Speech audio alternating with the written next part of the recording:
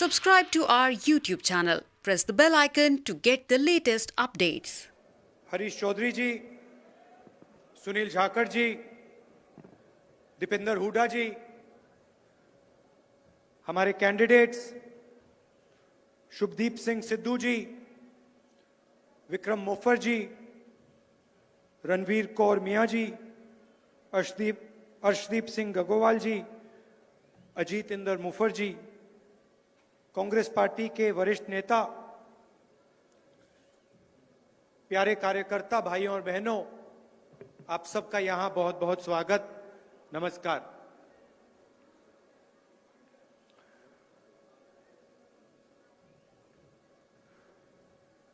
पंजाब में चुनाव है, बहुत सारे वायदे किए जा रहे हैं। बीजेपी, अकाली दल, आम आदमी पार्टी,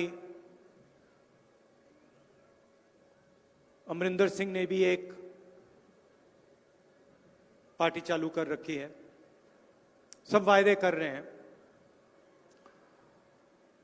कुछ दिन पहले अमित शाह जी यहां आए, ड्रग्स के बारे में उन्होंने भाषण दिया, कहा कि अगर उनकी सरकार आएगी तो ड्रग्स के खिलाफ लड़ने के लिए एक इंस्टीट्यूट खोलेंगे। खैर, उनकी सरकार तो आने वाली नहीं है, तो उसका कोई मतलब ही नहीं है। मगर मैं आपको एक बात याद दिलाना चाहता हूं। 2013 में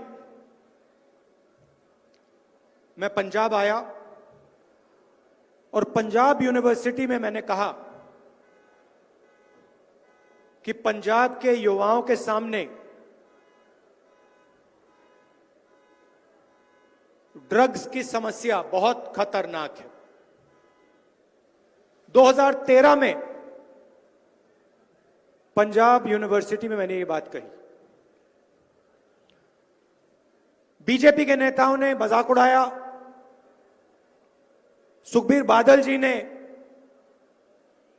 कहा कि राहुल गांधी को कोई समझ नहीं है, मेरे बारे में उल्टी सीधी बात की। और आज आपसे कहते हैं कि ड्रग्स की समस्या है। ड्रग्स की समस्या थी और अकाली दल और बीजेपी की जब सरकार थी तो पूरा पंजाब जानता है ड्रग्स कैसे फैलाया जाता था, कौन फैलाता था। उस समय बीजेपी के लोगों ने, अकाली दल के लोगों ने कुछ नहीं बोला। हमने कार्रवाई की, कांग्रेस पार्टी ने कार्रवाई की और आज आके ये ड्रग्स की बात कर रहे हैं। झाड़ू के नेता मजीठिया जी से माफी मांगते हैं। एक तरफ अकाली दल के लोग कहते हैं, बीजेपी के लोग कहते हैं कि ड्रग्स की समस्या, तो पहले आपने क्यों नहीं कही? पहले आप क्या कर रहे थे? 2013 में जब आपकी सरकार थी तो आपने क्यों नहीं बोला? मैं यहां जो मेरे दिल में होता है मैं कह देता हूं। आप मेरे भाषण देख लो, मैं आपको झूठा वायदा नहीं कर सकता।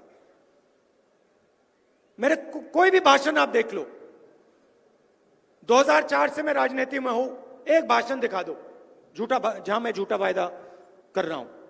नरेंद्र मोदी जी ने आपसे कहा 2 लाख युवाओं को साल में रोजगार दे दूंगा। मिल गया? मिला? 15 लाख रुपए मिल गए ना। केजरीवाल जी कहते हैं मोहल्ला क्लिनिक खोली हमने दिल्ली में। सच्चाई मैं आपको बताता हूं, मोहल्ला क्लिनिक शीला दीक्षित और कांग्रेस पार्टी ने खोली। और मोहल्ला क्लिनिक की सच्चाई कोरोना के समय सिर्फ दिल्ली ने नहीं, पूरी दुनिया ने देखी है। अगर आपकी मोहल्ला क्लिनिक काम कर रही होती तो लोग सड़क पे बिना ऑक्सीजन, कोई गाड़ी में, कोई जमीन पर मर क्यों ना था? जब लोगों को वेंटिलेटर की जरूरत थी तो आपकी मोहल्ला क्लिनिक कहां गई? जब ऑक्सीजन की जरूरत थी, मोहल्ला क्लिनिक कहां गई? दिल्ली में लाशों के ढेर पड़ गए। शमशान घाट ओवर टाइम, रात दिन चल रही थी। और यहां आपसे आगे कहते भैया मोहल्ला क्लिनिक हमने खोल दी। मैंने आपको ड्रग्स की बात कही। कोरोना के समय पार्लियामेंट के सामने मैंने कहा हिंदुस्तान को कोरोना से जबरदस्त नुकसान होने वाला है। लाखों लोग मरेंगे, लाखों लोग मरेंगे। एक बार नहीं कहा मैंने, अनेक बार मैंने कहा पार्लियामेंट के सामने, प्रेस कॉन्फ्रेंस, मीडिया को, भाषणों में, कोई नहीं सुना। उस समय आम आदमी पार्टी के लोग, बीजेपी के लोग मजाक उड़ा रहे थे। राहुल गांधी लोगों को गुमराह रहा है, डर फैला रहा है। नरेंद्र मोदी जी कहते हैं कोरोना आ रहा है, थाली बजाओ, थाली बजाओ। और पूरी की पूरी मीडिया थाली बजवा रही है। और जब मैं कह रहा हूं कि नुकसान होने वाला है, कह रहे हैं देखो राहुल गांधी को कोई समझ नहीं। नतीजा आपने देख लिया। नोटबंदी के समय मैंने कहा जबरदस्त नुकसान होगा। किसका होगा? छोटे दुकानदारों का होगा, किसानों का होगा, स्मॉल मीडियम बिजनेस वालों का होगा। मैंने कहा नोटबंदी के बाद हिंदुस्तान में रोजगार नहीं पैदा हो पाएगा। फिर बीजेपी के लोगों ने कहा राहुल गांधी को कोई समझ नहीं है। नोटबंदी का नतीजा आपने देखा। आप लाइन में खड़े थे, लाइन में आपने कोई अरबपति को खड़ा देखा? आपके सामने कोई अरबपति खड़ा था लाइन में? ना, क्यों नहीं? क्या उनके पास 500 रुपए, 1000 रुपए के नोट नहीं थे क्या? क्या सिर्फ हिंदुस्तान के गरीब लोगों के पास 500 रुपए, 1000 रुपए का नोट है? आपके गुरु नानक देव जी थे, उन्होंने क्या बोला? उन्होंने बोला सोच समझ के बात करो और मुंह से सच्चाई निकलनी चाहिए। सोच समझ के बात करो और सच बोलो। और मैं आज आपको बता रहा हूं, यह बात आप अच्छी तरह सुन लीजिए। ड्रग्स के बारे में बोला, सही था। कोरोना के बारे में बोला, सही था। नोटबंदी के बारे में बोला, सही था। अब बात सुनिए और याद रखना मैं क्या बोल रहा हूं। पंजाब के लिए, पंजाब के भविष्य के लिए सबसे जरूरी चीज पंजाब में शांति, पंजाब में भाईचारा, पंजाब में स्टेबिलिटी, पंजाब में सिक्योरिटी। इससे जरूरी चीज इस प्रदेश में नहीं है। यह देश, ये प्रदेश गहराई से इस बात को समझता है। कांग्रेस पार्टी सबको लेकर चलती है। कांग्रेस पार्टी जोड़ना जानती है। हमारे हजारों वर्कर मरे हैं, शहीद हुए हैं, हम इस बात को गहराई से समझते हैं। यह कोई केमिस्ट्री लैब नहीं है कि यहां पे भैया एक्सपेरिमेंट करो। एक बार यहां शांति खत्म हो गई, स्टेबिलिटी चली गई, सिक्योरिटी चली गई, पंजाब बर्बाद हो जाएगा। फिर से दोहराता हूं, पंजाब के लिए सबसे जरूरी चीज सिक्योरिटी, स्टेबिलिटी और शांति। इससे जरूरी चीज पंजाब में है ही नहीं। कांग्रेस पार्टी के पास एक्सपीरियंस है, हम समझते हैं प्रदेश को कैसे चलाना है, हम जानते हैं। हम शांति की रक्षा कर सकते हैं, बाकी लोग नहीं कर सकते हैं। याद रखना मेरी बात। और एक और बात, आप पहचानो कि नेता के पीछे कौन सी शक्ति है। राजनीति में जो राजनीति को नहीं समझता वो चेहरे देखता है, कहता है देखो मोदी जी खड़े हैं, कहते हैं देखो राहुल गांधी खड़ा है, झाकड़ जी खड़े हैं, केजरीवाल जी हैं, चेहरे देखता है। मगर राजनीति चेहरों पे नहीं चलती है। चेहरे के पीछे कौन सी शक्ति है उसको भी आप पहचानिए। छुपी हुई शक्तियां होती हैं, ये चेहरा नहीं दिखाती, छुपी हुई होती हैं, छुपी रहती हैं और अपना काम करती हैं। तो आप सोचो और समझो, नरेंद्र मोदी जी के पीछे कौन सी शक्ति है। नोटबंदी की, किसानों के खिलाफ 3 कानून, काले कानून लाए, क्या नरेंद्र मोदी जी के पीछे किसानों की शक्ति है? हो सकती है? अगर है तो हिंदुस्तान का किसान सड़क पे क्यों है? अगर है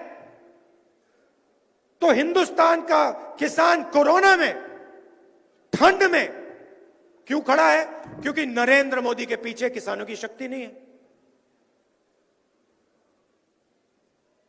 नोटबंदी की, मैंने आपको कहा, पूछा क्या अमीर लोग लाइन में थे? ना। आपको नोटबंदी का फायदा हुआ? कोई यहां कह सकता है हां मुझे नोटबंदी से फायदा हुआ? कोई कह सकता है? कोई छोटा दुकानदार कह सकता है कि नोटबंदी और गलत जीएसटी से मुझे फायदा हुआ? ना। फायदा किसको हुआ? हिंदुस्तान के 3-4 अरबपतियों को हुआ। शक्ति किसकी है नरेंद्र मोदी जी के पीछे? 3-4 उद्योगपति और अरबपतियों की शक्ति है। सीधी सी बात है। मीडिया में देखो, उनका चेहरा दिखाई देगा, रोज दिखाई देगा, 24 घंटा। किसान मीडिया को कंट्रोल करता है? नहीं। छोटा दुकानदार, छोटा व्यापारी मीडिया को कंट्रोल करता है? नहीं।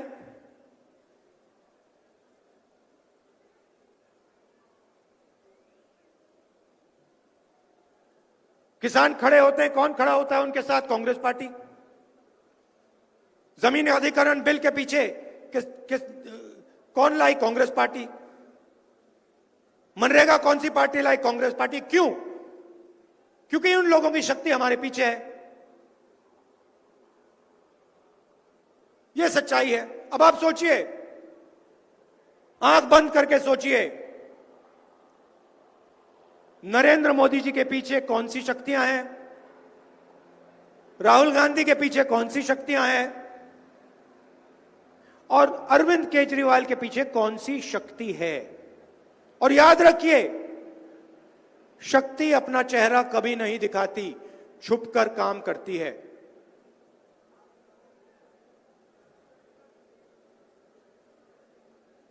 पंजाब को अपनी शांति, सिक्योरिटी और स्टेबिलिटी की रक्षा करनी चाहिए। हमने आपको एक गरीब घर के चीफ मिनिस्टर दिए हैं। क्यों दिए? हमने चन्नी जी को चीफ मिनिस्टर क्यों बनाया? कांग्रेस पार्टी ने क्यों यह काम किया? क्योंकि चन्नी जी गरीब घर में पैदा हुए थे। चन्नी जी गरीबी को समझते हैं, चन्नी जी गरीबी के दर्द को समझते हैं, इसीलिए हमने चन्नी जी को चीफ मिनिस्टर बनाया है।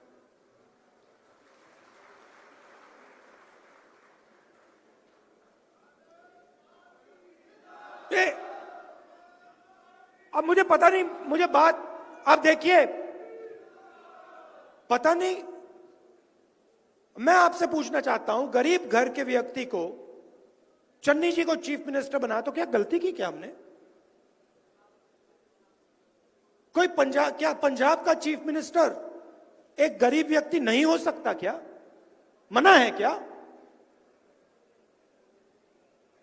मजाक उड़ाते हैं चन्नी जी का, क्यों? क्योंकि वो गरीब है। अहंकार है इन लोगों में। चन्नी जी आपके लिए काम करेंगे, मैं गारंटी देके कहता हूं आपको। और आपने देख लिया, 3 महीने में आपने देख लिया, नरेंद्र मोदी जी के पीछे कौन सी शक्ति और चन्नी जी के पीछे कौन सी शक्ति। मैं दो तीन उदाहरण आपको दूंगा, आप समझ जाओगे। इंटरनेशनल मार्केट में यूपीए के समय तेल के दाम $140 प्रति बैरल, उसके बाद पेट्रोल के दाम गिरते गए, 20 रुपए तक पहुंच गए, मगर हिंदुस्तान में पेट्रोल और डीजल के दाम बढ़ते जाते हैं, बढ़ते जाते हैं, बढ़ते जाते हैं, बढ़ते जाते हैं। इंटरनेशनल मार्केट में नीचे जाते हैं, हिंदुस्तान में ऊपर जाते हैं। क्यों? आपके जेब में से पैसा निकलता है, कहां जाता है? आप पेट्रोल भरते हो मोटरसाइकिल में, गाड़ी में, जेब में से पैसा निकलता है, कहां जाता है? उन्हीं 3-4 उद्योगपतियों के जेब में जाता है। आपके जेब में से निकलता है, उनकी जेब में जाता है। इंटरनेशनल मार्केट में पेट्रोल के दाम कितना भी गिरे, कोई फर्क नहीं पड़ता। उसका फायदा हिंदुस्तान की गरीब जनता को नहीं मिलेगा। नरेंद्र मोदी जी के पीछे कौन सी शक्ति है? अरबपतियों की शक्ति है। पंजाब में क्या हुआ? चीफ मिनिस्टर आए, पेट्रोल के दाम 10 रुपए प्रति लीटर कम हो गए, डीजल के दाम 5 रुपए प्रति लीटर कम हो गए। क्यों? कैसे? नरेंद्र मोदी जी ने क्यों नहीं किया? अगर पंजाब की सरकार पंजाब की जनता को कम दाम पे पेट्रोल और डीजल दे सकती है तो नरेंद्र मोदी क्यों नहीं दे सकते? दूसरा उदाहरण, चन्नी जी आए, 1500 करोड़ रुपए 20 लाख परिवारों का बिजली का बिल अरियर्स माफ कर दिए।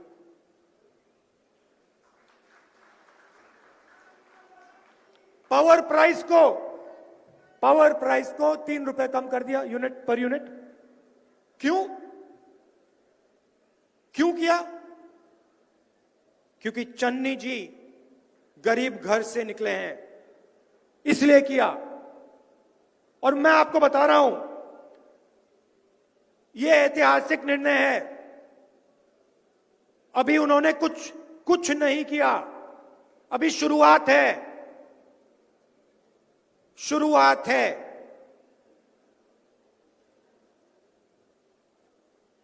बिजली का काम करके दिखाया, पानी का काम करके दिखाया, डीजल पेट्रोल का काम करके दिखाया, मगर शुरुआत है।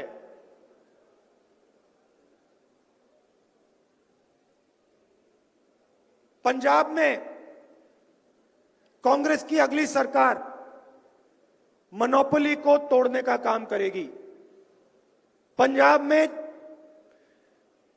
तीन मोनोपोलियां हैं जिससे पंजाब के लोगों से पैसा लिया जाता है। इन तीन मोनोपोलियों को हम तोड़ देंगे। पहली मोनोपोली बस की मोनोपोली, उसमें हम युवाओं को परमिट देंगे और मोनोपोली को तोड़ देंगे। दूसरी मोनोपोली केबल की मोनोपोली, 400 रुपए से हम 200 रुपए करके दिखा देंगे, चन्नी जी करके दिखाएंगे। और रेत की मोनोपोली 1200 रुपए पर ट्रेलर, चन्नी जी करके दिखा देंगे। और जो भी पैसा बचेगा वो सीधा पंजाब की जनता को आपकी शिक्षा में, आपके स्वास्थ्य में और रोजगार पैदा करने में जाएगा। हमारे यहां कार्यकर्ता हैं, मैं आपसे कुछ कहना चाहता हूं। चुनाव जीतने के बाद बहुत सारे बोर्ड कॉर्पोरेशंस होते हैं। हमारे कार्यकर्ता सड़क पे लड़ते हैं, अपना खून पसीना देते हैं और फिर बोर्ड और कॉर्पोरेशन एमएलए के परिवार के लोगों को मिलता है। मैं आपको यहां गारंटी करके कह रहा हूं, बोर्ड और कॉर्पोरेशन कांग्रेस के कार्यकर्ता को, पंचायत वाले नेताओं को, सरपंचों को जाएगा, एमएलए के परिवारों को नहीं जाएगा।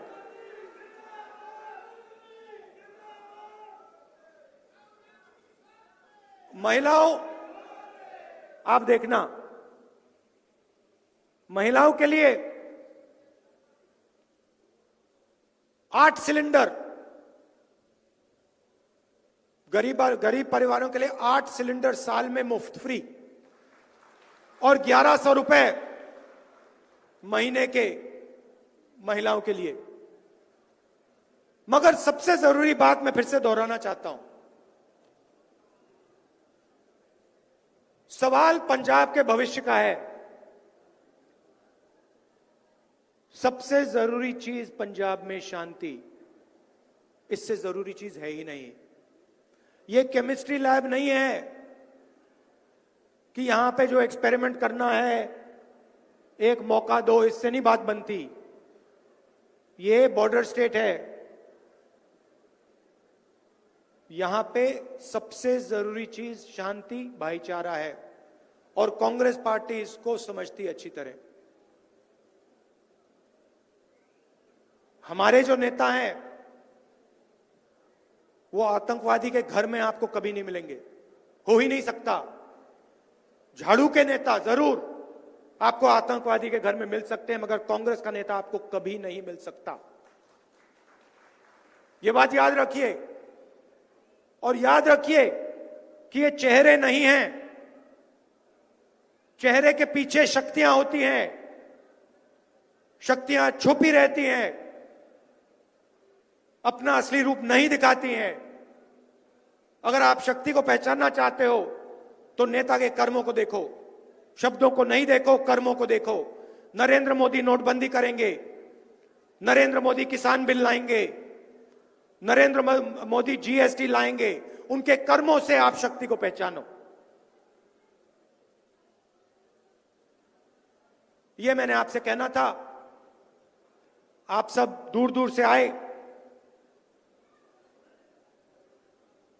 बहुत बहुत धन्यवाद।